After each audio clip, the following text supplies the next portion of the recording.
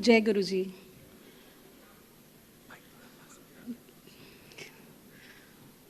गुरु जी से कनेक्शन 2016 में हुआ। जा तो 2012 से ही रही थी और गुरु जी ने बहुत कुछ सिखाया है। We were born alone, we will go alone. तो ये जो लाइफ की जर्नी में जो हमें रिश्ते मिलते हैं ना, माँ बाप, भाई बहन, हस्बैंड, बच्चे, इनका सबका एक रोल होता है। और जब हम इस लाइफ की जर्नी से जाते हैं तो सिर्फ गुरुजी होते हैं हमारे साथ। मेरे मॉम डैड जाया करते थे गुरुजी के, तो डैड ने मुझे बोला 2012 से पहले की बात है ये, कि that you should also go, तुम्हें जाना चाहिए गुरुजी के, एक बार जाओ। मैंने कहा आपको क्या हो गया, आप तो बचपन से शिव जी के जाते थे, अब ये गुरुजी से कैसे कन्वर्ट हो गए? तो डैडी बोले कि वो भी शिव जी ही हैं, तुम जाओ तो सही एक बार। मैंने कहा देखिए मैं तो गुरु जी के और इन गुरुओं को तो मानती नहीं, मैं गुरुद्वारे जाती हूँ तो वहीं जाऊँगी मैं, मेरा गुरु जी से कोई कनेक्शन नहीं। तो डैडी ने बोला नहीं, you will go one day, I am sure you will go. हमारे पास में नेबर्स रहते थे, वो जा रहे थे गुरु जी के, तो मैंने बोला डैडी इतना बोल रहे हैं तो एक बार चलो जाके देख लेते हैं।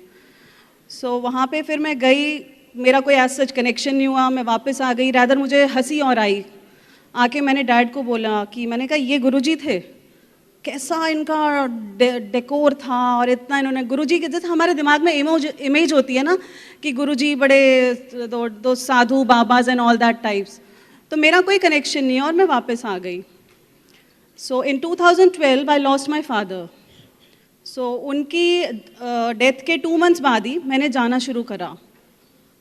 पर जानने और मानने में फ़र्क मुझे काफ़ी देर बाद पता चला गुरुजी का। तो 2012 के बाद मैंने every Monday I use to go to Guruji. मुझे सत्संग या इसकी किसी चीज़ की नॉलेज नहीं थी। 2012 के बाद मैंने जाती थी, एवरी मंडे जाती थी, तो मुझे कुछ ना कुछ वहाँ से मिल जाता था। प्रवीण अंकल बाहर होते थे, कभी हर तरह की माला मिल जानी, लॉकेट मिल जाना, स्वरूप मिल जाना।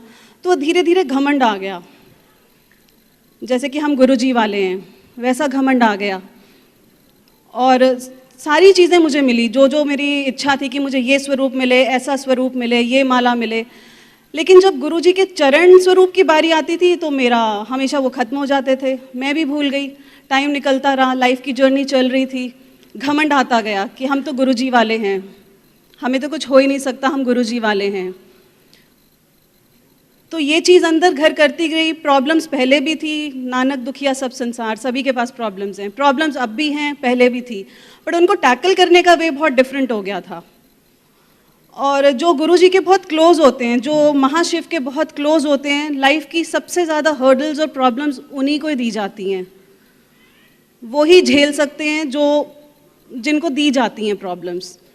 2016 अक्टूबर के स्टार्टिंग में मैंने गुरुजी को बोला, मैंने कहा आप तो सबको, कभी किसी को रोटी में दिख जाते हो, कभी ओम में दिख जाते हो, कभी कहाँ दिख जाते हो सपने में। मैंने कहा ना मुझे आप कभी चपाती में दिखते हो, मैं देख देख के थक गई, ना मुझे आप कभी सपने में आते हो। तो अक्टूबर 2016 में गुरुजी मेरे ड्रीम में आए और मुझसे काफ़ी गुस्से में थे वो। I had a long hair, मैं कभी यूजुअली अपने बालों को बांधती नहीं थी, but in that particular dream I was tying my hair. और मैं गुरुजी एक शिव जी के मंदिर में चल रहे थे, सारी संगत उनके साथ थी। मैं भाग के संगत के बीच में से जाके उनके पैर छूने की कोशिश करती हूँ। वो बहुत स्पीड से चल रहे हैं और मेरे बाल पकड़ के खोल देते हैं ज़ोर से, तो झटक देते हैं गुस्से में, और मेरा सडनली सपना टूट जाता है। और मेरे को लगता है क्यों गुरुजी मुझसे गुस्से में है इतना। मैं भी भूल गई, ठीक है कोई बात नहीं, ड्रीम में तो दिखे, वही घमंड चल रहा था, आए तो सही, दिखे तो सही। सेम अक्टूबर 2016, 22 अक्टूबर नहीं, sorry not 22 October, mid of October, मैं फ्रेंड्स के साथ डांडिया नाइट पे जा रही थी। I was taking a selfie और मैं फेंट हो गई वहाँ पे। फेंट होने के बाद नेक्स्ट डे मेरे को थोड़ी चोट वगैरह आई। नेक्स्ट डे मैंने अपनी मदर को बताया, फैमिली में बताया, तो उन्होंने बोला कि डॉक्टर से बात करते हैं, क्योंकि माइग्रेन इशू तो रहता ही था। तो डॉक्टर से बात करा, उन्होंने बोला कि आपको MRI कराना पड़ेगा, उसके बाद ही हम बता सकते हैं। मैंने बोला कि MRI तो मैं करा ही नहीं सकती, that is really a tough job. 45 minutes आप मुझे एक मशीन में डाल देंगे और मेरे को कुछ हो ही नहीं सकता ना। मैं मम्मी को बोल रही हूँ भाई मुझे कुछ हो ही नहीं सकता, मैं गुरुजी वाली हूँ। कह रहे तुझे कराना तो पड़ेगा ना। सो जैसे बोलते हैं कि 90% कर्म गुरुजी ले लेते हैं, 10% तो हमें काटने ही पड़ेंगे।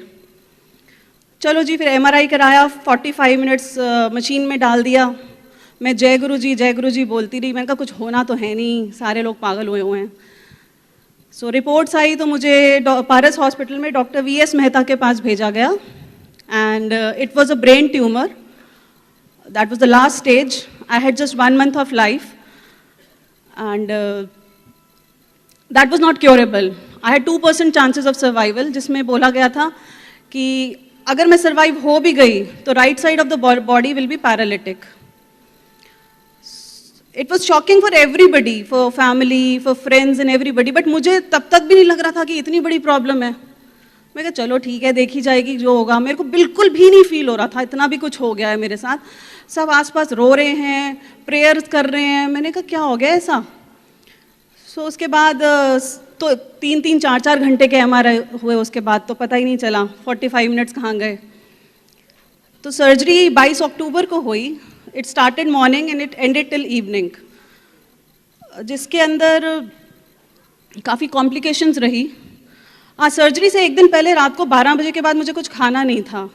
तो वन ऑफ माई कलीग, उनको किसी सेवादार ने रात को 11:30 बजे हॉस्पिटल के रूम में, 12 बजे कुछ नहीं खाना था, 11:30 बजे हॉस्पिटल के रूम में मेरे पास गुरुजी के चरण स्वरूप, जल प्रसाद और 2 चपाती में हलवा लिपटा हुआ आ गया। सो वहाँ से मेरी और गुरुजी की जो जर्नी है, घमंड टूटना और जो कनेक्शन गुरुजी से जुड़ा मेरा, वो वहाँ से स्टार्ट हुआ। आई वॉज स्पीचलेस, मतलब आंखों में आंसू थे, कुछ बोला नहीं जा रहा था। और किस तरह मुझे गुरुजी ये मिरेकल दिखा रहे थे कि हॉस्पिटल के रूम में जो चरण स्वरूप मैं इतने टाइम से जा रही थी नहीं मिल रहे थे, वो हॉस्पिटल के रूम में मिल गए। सुबह 9 बजे सर्जरी स्टार्ट हुई, शाम को 6 बजे तक चली। ट्यूमर वगैरह रिमूव कर दिया। इट वॉज कैंसेरियस, ICU में शिफ्ट किया गया। हेड टू टो बॉडी का एक एक पार्ट वायर्स और कैनुलाज में था, और सिर के ऊपर से एक मोटी सी ट्यूब जा रही थी जो ब्लड क्लॉट्स ले रही थी। So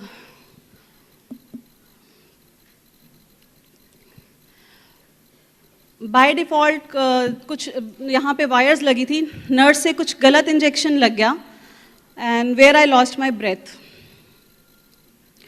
trust me Sangat ji, जब आप अपनी सांस जाते देखते हो ना, आई वॉज हाउलिंग, मुंह खुला था, आंखों से आंसू निकल रहे थे, मैं टैप कर रही थी कि मेरी सांस जा चुकी है। उस मोमेंट पे कोई रिश्ता याद नहीं रहता, आपके बच्चे, आपके फादर मदर, कुछ नहीं याद रहता, सिर्फ आपको अपना शरीर याद रहता है।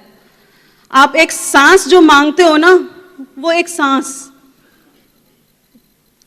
हमें ये जो ह्यूमन बॉडी मिली है ना, मनुष्य का जीवन मिला है, we have to completely respect that, and we are blessed to have that.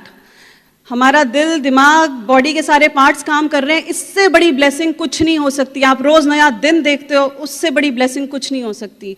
And उस मोमेंट पे जब मैंने अपनी ब्रेथ को लूज किया, जब जाते हुए देखा, दैट पर्टिकुलर मोमेंट, मुझे कुछ नहीं याद आ रहा था कि बाहर मेरे बच्चे खड़े हैं, मेरी कोई वेट कर रहा है। उस टाइम मुझे सांस चाहिए थी, and that made me realise कि लाइफ इज सो ब्यूटिफुल।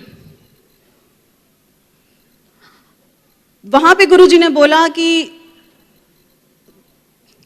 आप वैल्यू करो अपने ह्यूमन बॉडी को, नहीं वैल्यू तो एक हॉस्पिटल का चक्कर लगाया, नहीं उसके बाद भी अपनी एक उंगली या कुछ काट के देखो, पेन होएगा, अभी पिंच करके देखो, पेन होएगा।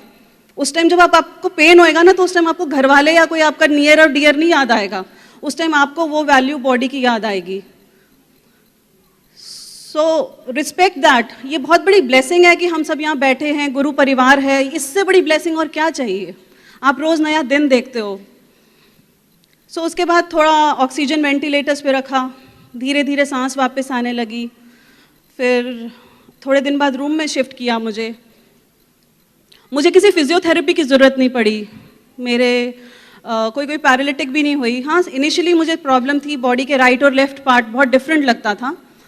मैंने डॉक्टर्स की जान खाती थी कि मुझे क्या हो गया है, राइट और लेफ्ट पार्ट बॉडी का डिफरेंट है। तो then he made me explain, जब किसी का हाथ कट जाता है तो वो उस जगह से उठाने की कोशिश करता है, बट हाथ नहीं है, सेम मेरे साथ हुआ। सो वो लाइफस्टाइल आप अडाप्ट कर लेते हो, जैसे हो आप वैसा लाइफस्टाइल अडाप्ट कर लेते हो। 4-5 दिन बाद डॉक्टर मेहता रूम में आए तो उन्होंने बोला कि देखो राशि तुम बिल्कुल ठीक हो अब। उन्होंने मुझे फ़ोन दिखाया and I had no hair, I was bald.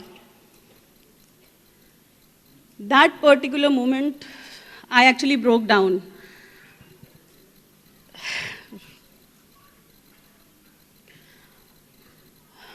सो वहाँ मेरा जर्नी गुरुजी के साथ स्टार्ट हुई, जब उन्होंने वो जो ड्रीम दिखाया था मेरे बाल पकड़ के फेंकना और मेरे बाल सिर पे नहीं होना, आई कुड कोरिलेट दैट।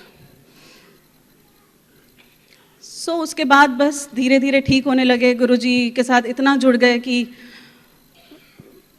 अब तो बिल्कुल like he is the best. वो मतलब घर में रहते हैं, अंदर रहते हैं, हर जगह गुरुजी हैं।